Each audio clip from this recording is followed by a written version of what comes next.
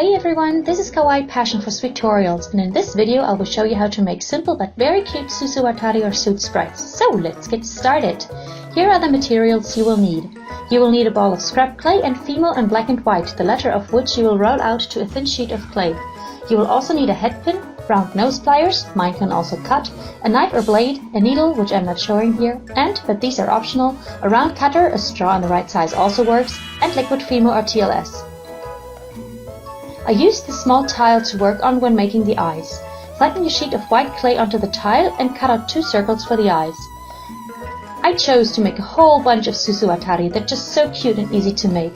Alternatively, you can also just flatten 2 equally sized balls of white clay. Next, roll out a thin snake of black clay and cut 2 equally sized pieces. Here's a little trick. You can roll up to 3 tiny balls of clay at once. That will save you a lot of time in the future. Put the pupils on the outer rim of the white eyeballs and press them flat. Now it's time to prepare the main body. Simply insert the head pin into your ball of scrap clay. Make sure that the clay is securely attached to the head pin. Try not to distort the shape or gently reshape it if necessary. Now go ahead and bake your eyes and main body. After your main body and the eyes have cooled completely down, go ahead and scrape the eyes off the tile using a blade. Get out a thicker sheet of black clay and cover your ball of scrap clay.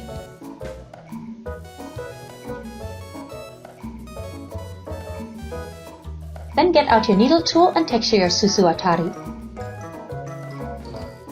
Move your needle tool in a circular motion. This is tedious work, but it pays off, I promise. Put a tiny amount of TLS where you want the eyes to go, and then lightly press them on. You want the pupils to be facing inwards for a derpy look. Bake your Soot Sprites according to the package's instructions. After it has cooled down, bend the wire sideways. Cut it down to about 1 cm length and roll it up.